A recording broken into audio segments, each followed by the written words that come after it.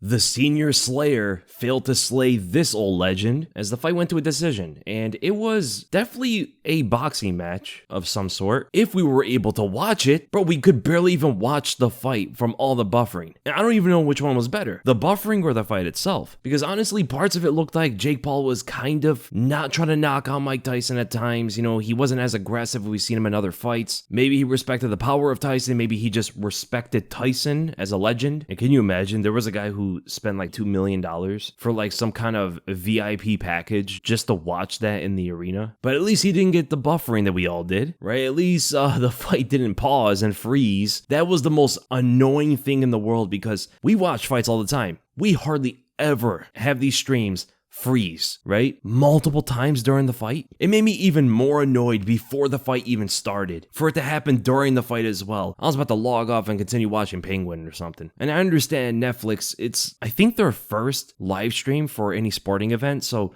I understand there's going to be technical difficulties and stuff, but just as a combat sports fan who's been watching this kind of stuff forever, it was annoying, dude. It was not fun, and it's going to make a lot of fans hate the fight even more than they would have if the fight didn't freeze as often as it did. And the pacing too, like, dude, boxing always has the worst pacing. They say the main event is going to start at 11 p.m. Eastern. It started at like midnight, and the main card started at 8. How do these cards start 2 hours before UFC cards and end at the same time? Like, bro, the pacing was bad. We had to wait through all these commercials and just these commentators talking to each other. Not even like interesting topics. They were just talking. They're pretty much just yapping the whole time trying to fill up air. The fights are buffering. The entrance was so long for Jake. The guy came out with a car that was moving at 2 miles an hour. The cameramen were walking faster than the car. Too much theatrics in boxing, man. There's way too much of that. It's not WWE. It's not professional wrestling. Then even during the introductions, it's buffering and freezing. The announcer takes forever to announce Mike Tyson. The one, the only, the once an eternity, the once there'll ever be,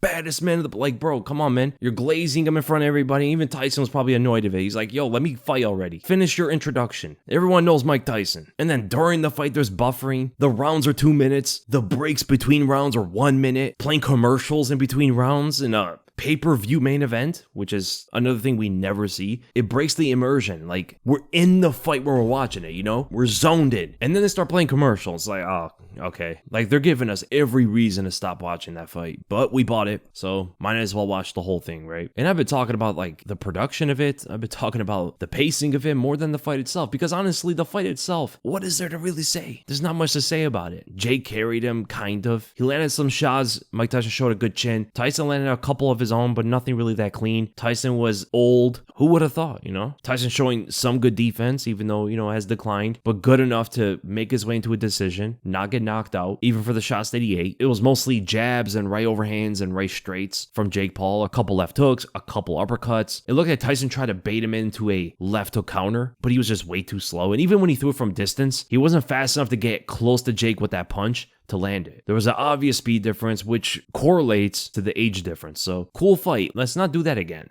right? No more 27-year-olds fighting 58-year-olds, right? We saw something similar with Vitor versus Evander Holyfield. Now, the age wasn't that different, right? Vitor was also old himself, but there was still like 20 years between them two. And we saw that fight win, right? It was a very quick TKO. Tyson, Evander, Lennox, all of these legends just relax and retire. And for guys like Jake, yo, fight guys your age, dude. You fought Tommy Fury, and that's your only loss. Get the rematch. Fight KSI. Like, those are the fighters that we'd much rather want to see him fight against. Not Mike Tyson. Next, he's going to call out Bruce Lee for some reason. He might call out George Foreman or Larry Holmes or something. Like, box KSI. That's the match to do next, I think. There was a moment in the fight where Jake timed Tyson's bobbing and weaving with his jab and straight, but didn't put as much power in the punch, right? He landed the punch, and then after, you barely ever saw that combination when Tyson reacted to the jab. Maybe knowing that it would land on Tyson again, because Tyson was usually reacting the same to the jab, dipping his head to the right, getting his head on the outside of it, which lines up the right straight for Jake Paul. Like you can see right here, this is later. Jake throws a jab. He sees Tyson give the same reaction, dipping his head to the right. Jake sees the head movement, but then backs away without even throwing his right hand. And when does Jake not throw his right hand after he times his opponent with the jab? It's the main combination that he throws in all of his fights. But he decided to stop throwing that combination at Mike Tyson whenever Tyson was dipping his head to the right. But Tyson was clearly not the same. Of course he is. He's 58 years old. It looked like a 27-year-old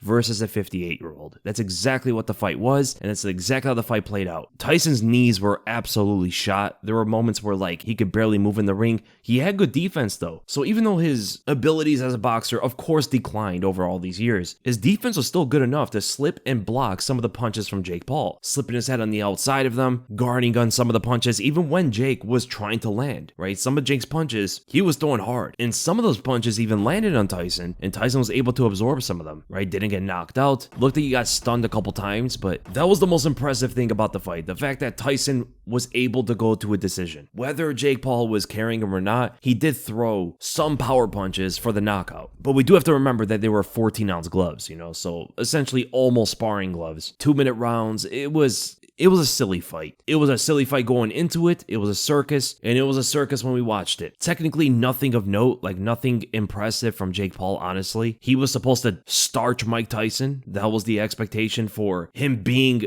half Tyson's age, and he couldn't get the knockout. Bro, and even the referee was telling Jake to not measure, right? Did you guys hear that? Don't measure, Jake. You're not supposed to probe your hand out and keep it in front of Tyson's face. That's a rule a lot of people don't know about. In boxing, the fighter is not allowed to keep his arm out extended in front of the opponent's face. They can bring it forward and back, but they cannot keep it out there. Further showing that the sport is it just has too many rules, man. It has too many restrictions of what the fighters can do. I mean, if you can't even just keep your arm out there, I mean, what are we doing with the sport? And not only that, with every boxing promotion, it always takes an eternity for the fight to actually start. National anthems, the entrances take an hour long. And there was that stat that Jake Paul has knocked down or knocked out every single one of his opponents, right? The oldest guy he goes up against, ironically, is the only one he didn't knock down or knock out. Mike Tyson's the only guy that Jake Paul's fought that he didn't hurt in the fight. The other fights were pretty good, especially the co-main event. Serrano seemed to have gone robbed. Then again, boxing scoring is just so different than MMA, so it's hard to really tell. It's such a vague scoring system. Great fights, though. But that main event, man, right from the beginning of the fight, you knew that Mike Tyson just was not going to win that. He was way too slow. He wasn't as coordinated as he used to be. Of course, Jake was way faster. He had better cardio, and the further the rounds went, the more stationary, motionless Mike Tyson became in that fight. And even if they are Mike Tyson, a legend of that guy's status, when you're nearly 60 years old, man, you're not going to win these kind of fights. It doesn't matter what fighter it is. The athleticism of Jake Paul was just way too much. And Jake was talking about he wants to fight Canelo Alvarez. That would be fun if Canelo would want to fight him. But then again, Canelo should be fighting Benavidez. Jake Paul versus Canelo, would you guys want to see that? I don't mind. It would show a skill gap between Jake Paul's opponents and someone like Canelo, right? It'll show that there's levels to boxing, especially when you get to the highest levels that Canelo is fighting at. So I do hope that John Jones and Stipe doesn't turn out to look like Jake Paul versus Mike Tyson. It won't, right? Because firstly, Stipe is not as old as Tyson. And secondly, Jones is much older than Jake. So they're closer in age. They're closer in activity as fighters. Jones hasn't fought in nearly 2 years? For Stipe, it's been over 3 years since he fought. But we were hoping that, if Tyson could get a win, Stipe and Oliveira, that would be the win for most fans. But we'll see if Stipe can win, and we'll see if Oliveira can win as well. Chandler's cool too. When you're fighting Charlie Olives and one of you have to win, most of the fans are going to be picking Oliveira. And honestly, every time I watch boxing cards, it makes me appreciate the UFC cards so much more. Every single time. So I hope you guys enjoyed the video, and if you did, make sure to give the video a like, make sure to subscribe, hit the bell for notifications, and I'll see you guys in the next video.